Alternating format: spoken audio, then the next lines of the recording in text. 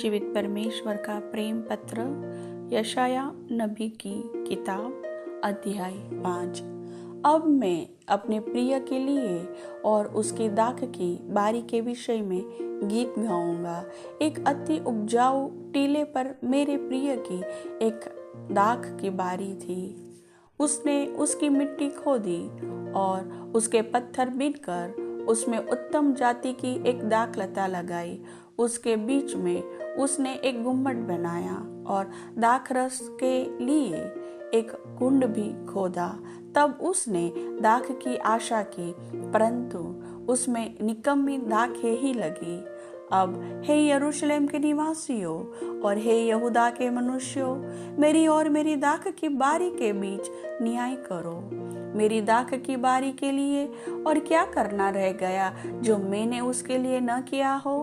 फिर क्या कारण है कि जब मैंने दाख की आशा की तब उसमें निकम्मी दाखें लगी? अब मैं तुमको बताता हूँ कि अपनी दाख की बारी से क्या करूँगा। मैं उसके कांटे वाले बाड़े को उखाड़ दूंगा कि वह चट की जाए और उसकी दीवार को ढा दूंगा कि वह रौंदी जाए। मैं उसे उजाड़ दूंगा, वह न तो फिर छांटी और न खोदी जाएगी, और उसमें भांति भांति के कटीले पेड़ उगेंगे। मैं मेघों को भी आज्ञा दूंगा कि उस पर जल न बरसाए, क्योंकि सेनाओं के यहोवा की दाख की बारी इज़राइल का घराना और उसका मनभाऊ पौधा यहूदा के लोग है।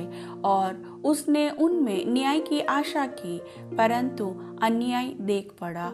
उसने धर्म की आशा की, परंतु उसे चिल्लाहट ही सुन पड़ी, यहूदा के पापों की निंदा।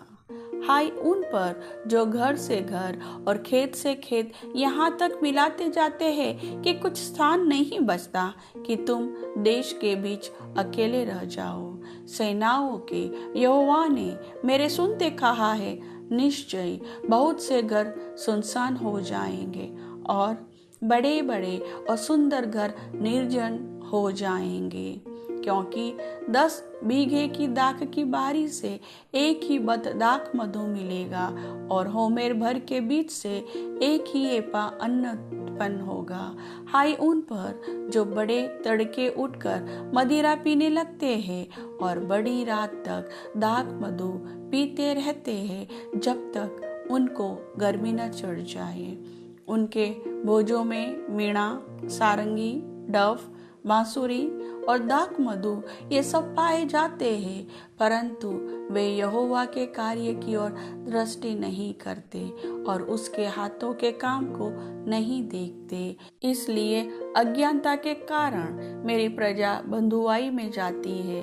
उसके प्रतिष्ठित पुरुष भूखे मरते और साधारण लोग प्यास से व्याकुल होते हैं। इसलिए अधोलोक ने अत्यंत लालसा करके अपना मुंह हद से ज्यादा पसारा है, और उनका वैभव और भीड़ भाड़ और आनंद करने वाले सब के सब उसके मुंह में जा पड़ते हैं। साधारण मनुष्य दबाए जाते और बड़े मनुष्य नीचे किए जाते हैं, और अभिमानियों की आंखें नीची की जाती है।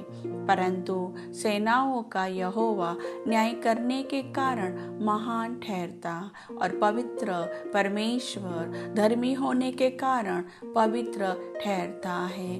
तब भेड़ों के बच्चे मानो अपने खेतों में चरेंगे, परंतु हष्ट पुष्टों के उजड़े स्थान परदेशियों को चराई के लिए मिलेंगे। हाय उन पर जो अधर्म को अनर्थ की रस्सियों से और पाप को मानो गाड़ी के रस्से से खींच ले आते हैं, जो कहते हैं वह फुर्ती करे और अपने काम को शीघ्र करे कि हम उसको देखें, और इज़राइल के पवित्र की युक्ति प्रकट हो, वह निकट आए कि हम उसको समझे।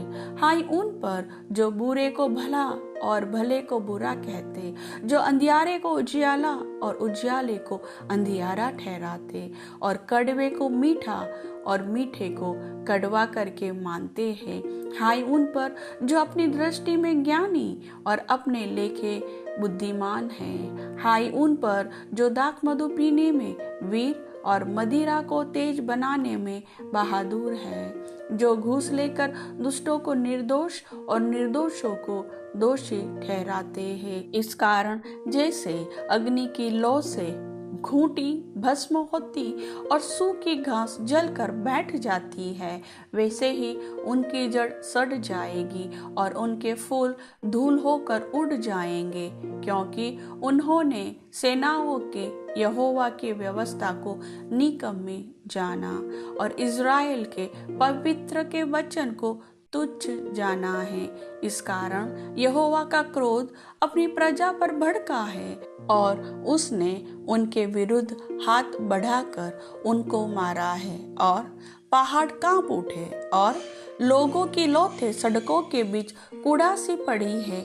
इतने पर भी उसका क्रोध शांत नहीं हुआ और उसका हाथ अब तक बढ़ा हुआ है। वह दूर दूर की जातियों के लिए झंडा खड़ा करेगा और सीटी बजाकर उनको पृथ्वी की छोर से बुलाएगा।